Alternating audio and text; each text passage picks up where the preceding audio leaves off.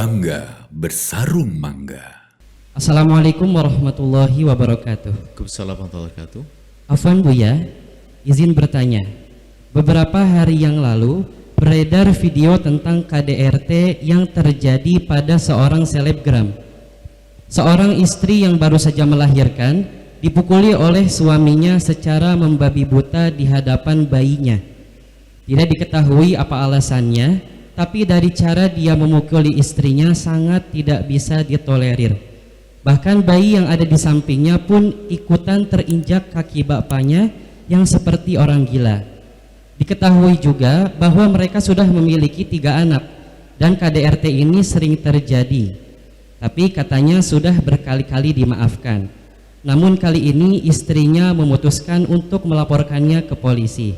Afwan Buya, itu hanya salah satu kasus KDRT yang terjadi di Indonesia. Selain dari kasus mereka, masih banyak kasus lain yang entah terungkap ataupun masih tersembunyi. Banyak wanita yang takut mengungkap dengan berbagai alasan, entah karena diancam atau bertahan demi anaknya. Tetapi jika sudah sedemikian parah, bukankah hal tersebut tidak baik untuk kesehatan mental sang istri? Saya sering dengar dari Buya, lebih baik dipukuli daripada bercerai kemudian berzina. Kalimat Buya tersebut terasa menjadi beban bagi wanita yang mungkin salah memahaminya dan menjadikan mereka takut untuk melangkah untuk membela diri mereka saat kezaliman itu terjadi dalam rumah tangganya. Mohon nasihat dan motivasi terbaik buat wanita di luar sana yang mungkin sedang menghadapi masalah yang sama. Orang cerdas itu, dan mari menjadi cerdas semuanya. Kalau melihat cerita itu untuk diambil hikmah, pelajaran, bukan sekedar kita membaca cerita. Kita membaca cerita tentang KDRT ya, kekerasan dalam rumah tangga. KDRT. Jangan-jangan kita itu hanya sekedar penonton saja. Oh gitu, nggak sadar dia juga keras di rumah tangganya. Ini kan problem manusia. Itu pelajaran buat kita. Tidak boleh terjadi pada diri kita. Itu yang terpenting. Jangan kemudian kita pandai menukil cerita. Palestina dibantai begitu. Itu jangan sampai hanya jadi tontonan. Mungkin ada seorang anak atau seorang ibu bapak menodorkan tentang berita Palestina, ini Palestina dibantai dan sebagainya. Ditunjukkan maksudnya untuk mengambil pelajaran, kemudian dia tergerak hatinya untuk bisa membantu. Enggak, rupanya jor-joran saja. Ini aku punya foto lebih dahsyat lagi, begitu dong. KDRT kita itu adalah ketidakbenar, itu adalah tidak baik, enggak benar.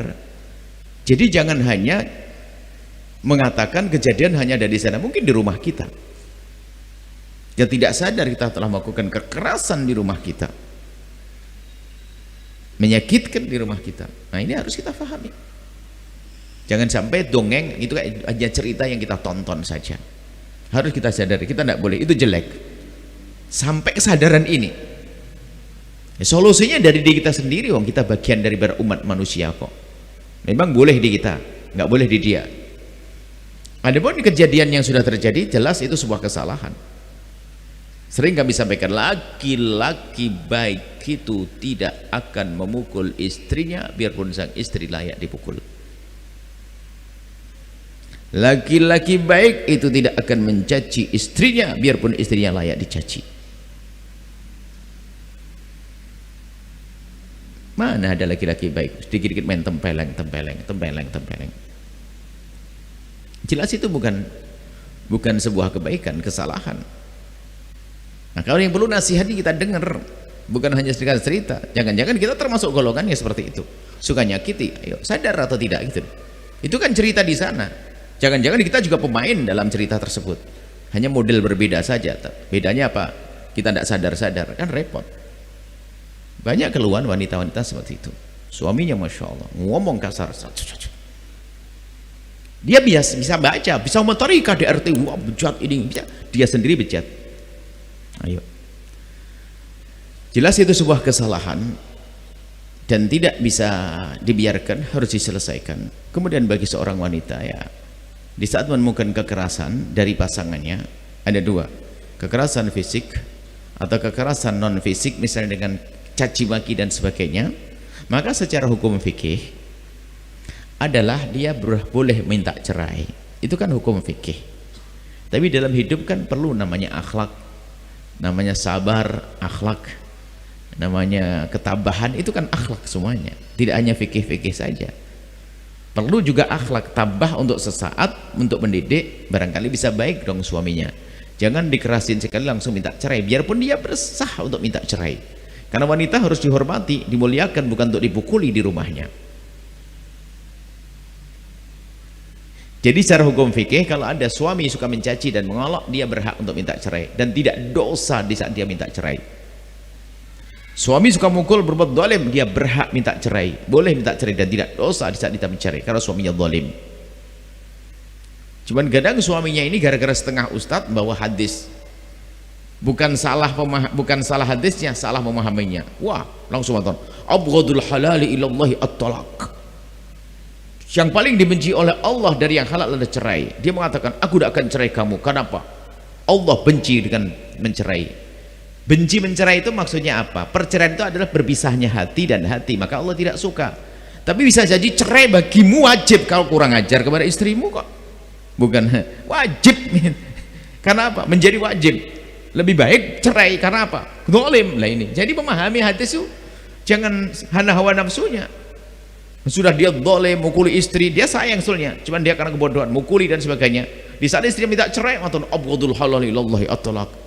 Sebuah sesuatu yang halal yang paling dibenci Allah ada cerai, makanya saya tidak mau mencerai sampai kapanpun. Karena apa? Allah tidak senang. Allah tidak senang dengan perilakumu juga, nggak sadar. Mukuli istri, jahat sama istri, itu lebih tidak disenangi oleh Allah. Maka cerai bisa menjadi sebuah kewajiban. Minta cerai menjadi sebuah kewajiban kalau kezaliman terus terjadi dan terjadi. Seperti itu. Tapi ya jangan dikit-dikit gampang tak minta cerai dan minta cerai. Para wanita khususnya ya, jadi selesaikan dulu dengan ketabahan, kesabaran, itu akhlak. Adapun yang kami sampaikan itu kan dalam rangka mendidik ya. Ada orang minta cerai, banyak perempuan tiba-tiba minta cerai. Perempuan tiba-tiba minta cerai. Kalau ada yang minta petunjuk pada kami, justru kami beri peringatan, bukan di saat cerai, pasca perceraian itu yang lebih bahaya. Karena dia sudah pernah menikah, sudah mengetahui hubungan suami istri dan seterusnya, kemudian dia menjadi seorang janda. Di saat masih dengan suaminya yang kejam itu, mungkin syahwatnya sudah tidak tumbuh lagi, atau mungkin menjadi dingin. Karena di saat menghubungkan dia ingat dengan kekerasan, tidak mesra, suaminya dingin. Tapi di saat dicerai, plong, syahwat bangkit lagi. Ayo, dengan apa dia akan menyelesaikan urusannya? Apakah besok lagi langsung menikah? Makanya itu hanya peringatan dari kami. Seandainya, bukan, pilihannya adalah suamimu baik, memenuhi kebutuhan batinmu, itu yang paling indah kan. Suami baik, kebutuhan batin dipenuhi, itu kan idaman. Cuman yang kami sampaikan, seandainya seorang perempuan maka dipukuli oleh suaminya setiap hari, jauh lebih bagus daripada dia minta cerai setelah itu berzina. Ya tentu dong, zina kan hina. Itu artinya sebenarnya kami mengingatkan, kalau mau bercerai pikir dulu, apakah anda yakin bahwasanya anda kuat di saat menjanda untuk menjauhkan dari keharaman? Jangan-jangan memang frigid, dinginmu itu karena permasalahan yang terjadi setelah merasa menjanda bebas, liar, naudzubillah, kepleset perzinaan saat itu. Maka lebih baik, memang jauh lebih baik di hadapan Allah. Kenapa? Di saat dipukuli dia nggak dosa, dapat pahala dipukuli, cuman jangan mau dong. Tapi kalau berzina kan dosa. Ini dalam memperingatkan, peringatan kami agar tidak gampang minta cerai. Sungguh mempertimbangkan kalau mau cerai. Karena belum tentu hari ini cerai besok dapat suami, belum tentu. Sementara syahwat seperti orang makan, berkala, kadang datang pagi, kadang sore, 2 hari sekali, 3 hari, ada setiap hari. Bagaimana kita menyelesaikannya? Kalap dia, karena plong sudah lepas daripada setan pakai kopiah putih itu. Mana setannya pakai kopiah putih sudah mukuli suami istri, sudah terlepas dari setan itu, dia merasa aman, plong, syahwatnya bangkit ya. Dan itu yang terjadi pada sebagian perempuan yang ngadu kepada kami. Iya, waktu saya dengan suami saya sampai hampir tidak ingin hubungan suami istri, tapi setelah menjanda 3 hari bangkit syahwat saya. Iya, plong, karena kuatkah dia menahan diri daripada zina? Ini yang kami ingatkan, itu sebenarnya peringatan. Jangan gampang minta cerai. Kalau minta cerai sudah diperhitungkan matang-matang. Harapannya adalah tidak ada tempelengan, tidak ada pukulan, yang ada indah dalam rumah tangga.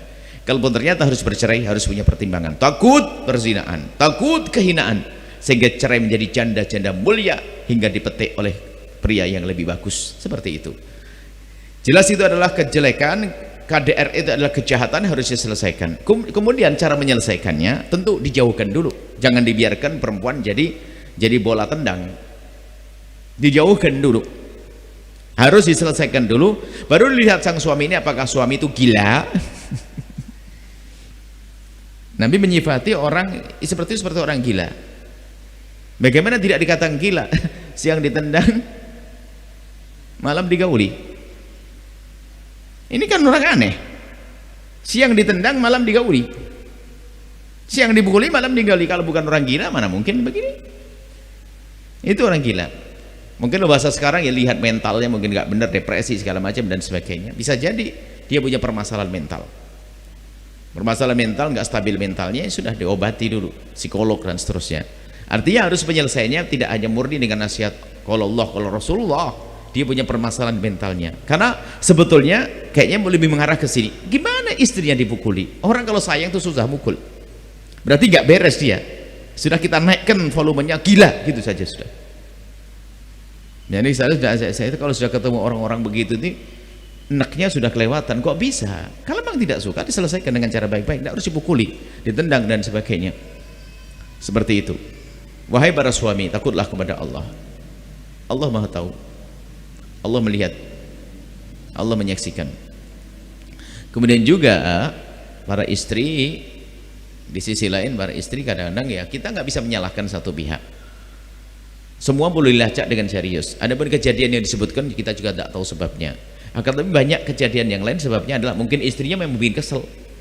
Mohon maaf, seorang suami tidak kuat menahan emosinya karena istrinya adalah seorang pengkhianat misalnya. Dia tidak bisa menahan emosinya, mentalnya kena, mukuli dan sebagainya. Berarti sebabnya apa? Siapa? Istri. Bisa saja sebabnya seperti itu. Biarpun tetap tidak boleh.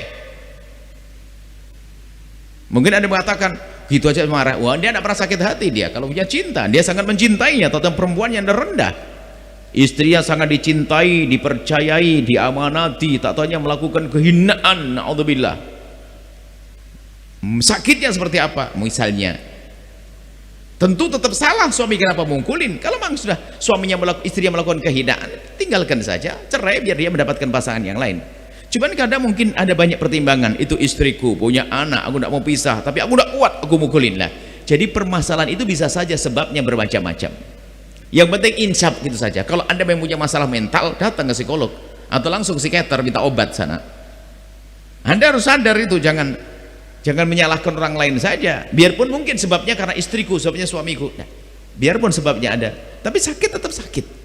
Yang jadi masalah adalah orang sakit tidak sadar dirinya sakit, repot.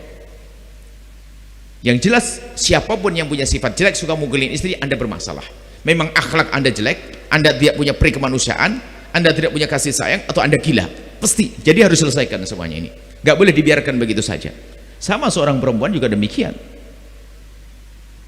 Tiba-tiba sama suaminya marah dok, habis-habisan setiap saat marah. Bahkan kalau ditanya, kalau telepon sama orang bisa manis lemah lembut, tapi kalau telepon sama suaminya langsung volumenya naik. Ini dirasakan sebagian perempuan. Iya bu ya, kalau saya ngomong sama orang lain bisa sembuh senyum, tapi giliran telepon suami saya langsung.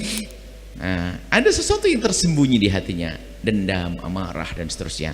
Intinya tidak boleh, tapi setelah itu dicari sebabnya dan jangan Anda menyerah dengan kejahatan yang Anda lakukan. Harus diselesaikan. Kenapa aku dengan istri kok begini? Kenapa aku dengan suamiku kok begini? Harus seperti itu. Wallahu a'lam bishawab. Sahabat Al-Bahjah TV, setelah menyaksikan video ini, jangan lupa bersolawat kepada baginda Nabi Muhammad. Shollu ala Nabi Muhammad. Allahumma sholli alaihi wa ala alihi wa sahbihi.